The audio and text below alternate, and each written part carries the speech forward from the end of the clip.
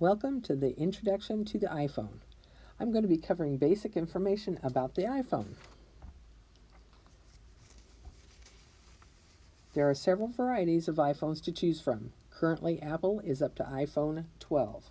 Some models have larger screens than others, as well as a greater number of options. iPhones 3 and 4 are obsolete now, but iPhone SE and iPhone 6 are still fully usable. We will start our introduction by reviewing the physical features of the iPhone. When you purchase an iPhone, it comes with a USB cable to connect to your computer for downloading and backing up your data. Also, a power adapter to use with the cable is plugged into the wall to charge it. The newest iPhones are compatible to use with the charging cables, but they can also use the charging pads. They charge your phone by simply laying the phone on the pad using induction charging. If at any time you find your phone is getting quite warm, remove it from whichever power source you are using. If not removed, the battery swelling can occur and the battery will be damaged and possibly your iPhone as well. Your iPhone also comes with user documentation, which includes your warranty. There are several buttons and port locations on your iPhone. iPhones built prior to 2018, such as the iPhone 6, 7, or 8, have buttons and connectivity as shown in this diagram. The SE model also includes a button on the top that wakes it up, puts it to sleep, or powers the phone up or down. Starting at the top of the diagram and going clockwise, you see labels for the receiver/front microphone, the status bar, the sleep or wake button, SIM card tray, home button or touch ID sensor, speaker, lightning connector, bottom microphone, headset jack, multi-touch display screen with the apps icons on them, volume buttons, the ring silent switch, and the FaceTime camera. The back of the phone has three items: the True Tone flash, and the Insight camera, and the rear microphone. The iPhone X, or also known as the iPhone XS and XR, as well as the iPhone 11 and 12, do not have the home button, microphone, or headphone jacks that would need to be using a jack adapter that was shown on the previous physical features slide. Be aware of the switch on the left side named Ring Silent, because if it is flipped inadvertently and showing red on the switch, you'll not be able to hear any ringing or alerts of any type.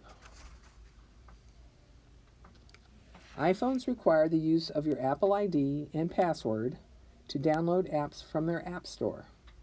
These would have been initially created when you purchased your phone. It does not or should not be changed if you get a new Apple device. You can locate your ID through the settings icon as shown in the diagram. Most settings for all the iPhone versions are accessed the same way. After you select the settings icon as shown on the previous slide, the screen will open and show your name and picture if you have gone and chosen one.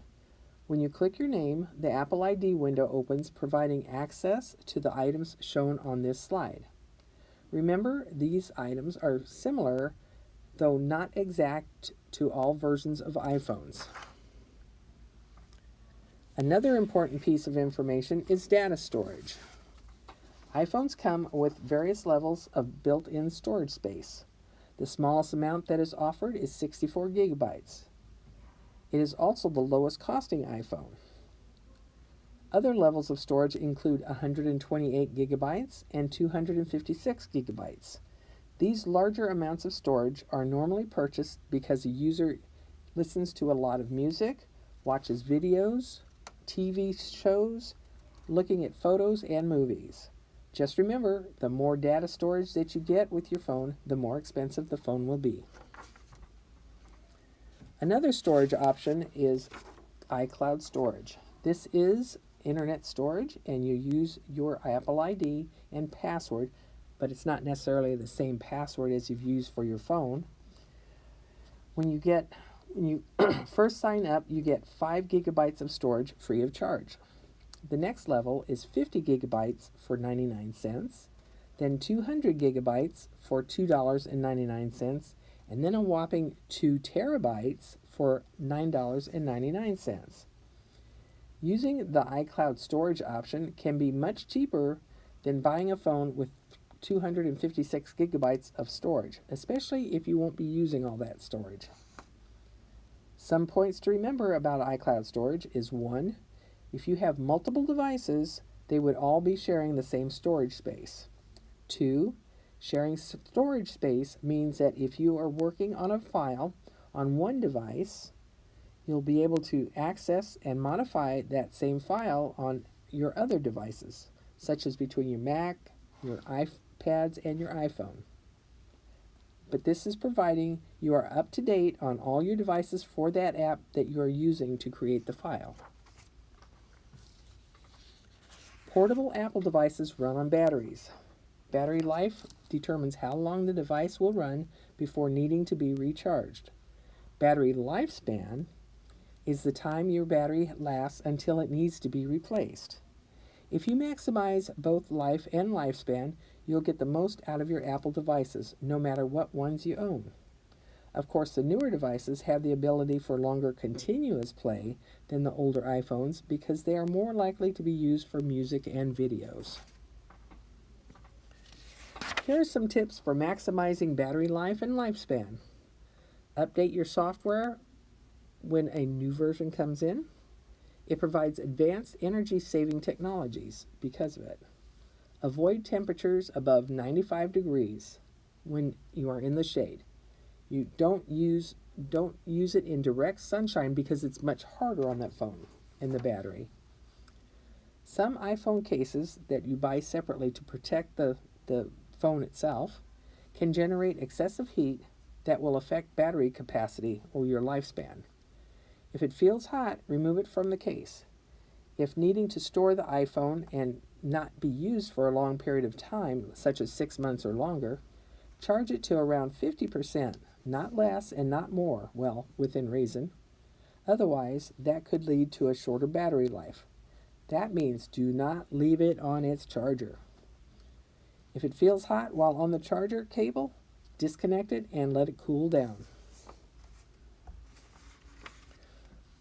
I sure do hope that this tutorial has helped you understand your iPhone a bit better. If you have any questions, you can come to see us at the Computer Lab. Thanks so much for listening.